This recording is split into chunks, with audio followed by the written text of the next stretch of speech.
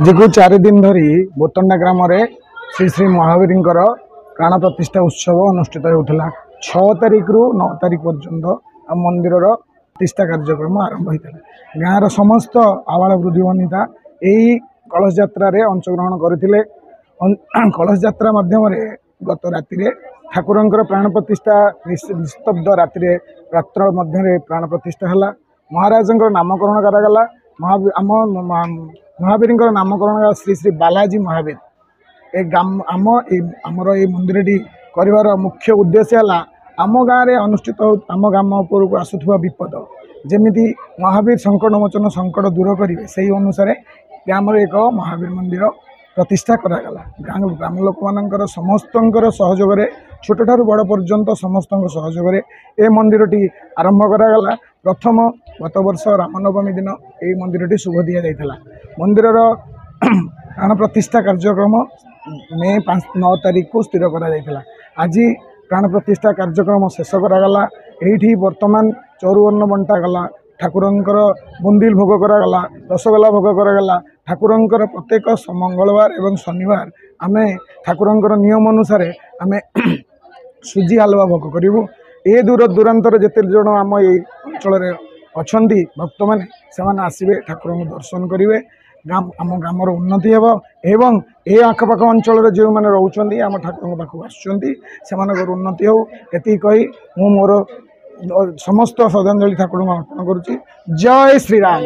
श्री गुरु चरण सरोज रजं निज मन मुकुर सुधारे बरनहु रघुबर विमल जसो जोदायक फल चारे बुद्धिहीन तनु जानके सुमिरं पवन कुमार भल बुद्धि विद्या देनु मही अरहं कलश विकार। आमर यही बोतंडा ग्रामर समस्त कर्ता कर्ती एवं ग्रामवासी माने यही मंदिर को ठाकुरंकर आशीर्वाद प्रतिष्ठा करा जाइछि।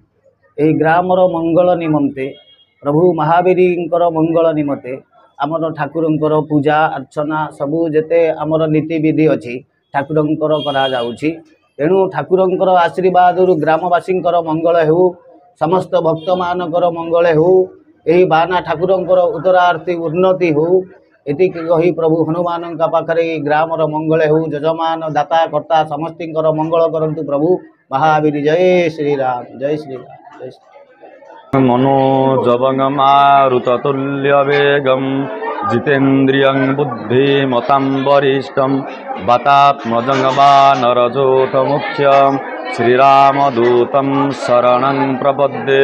श्री बजरंगबली संकटमोचन भक्त श्रेष्ठ श्री महावीर संकटमोचन हनुमान नूतन विग्रह प्रतिष्ठा सहित नूतन मंदिर सौध प्रतिष्ठा करा जायछि। 6 तारिख दिन आरंभ होता अंकुराधिवास होता। 7 तारिख दिन जलाधिवास होगा सहित प्रभुंकर महास्नान होगा सहित तत्पर आमर यज्ञशाला समस्त देवादेवी पूजा आवाहन पूजा आदि कराइला एवं संध्या 5 घंटिका समय अग्निस्थापन करने सहित किसी देवादेवी को और रामचंद्र हनुमान को मध्य किसी आहुति प्रदान करा जाइथिला।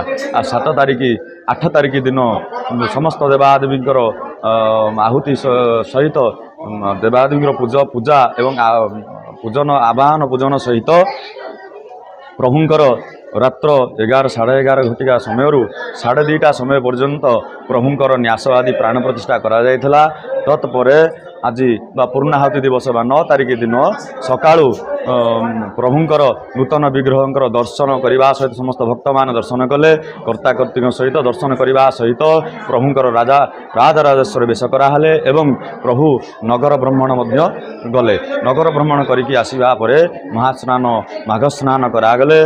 माघ स्नान करने सहित प्रभुंकर यज्ञ 1000 आहुति प्रदान करने रामचंद्र एवं हनुमान प्रदान आहुति प्रदान करने सहित प्रभु श्री विरूपाक्षेश्वर 1008 आहुति प्रदान करागला।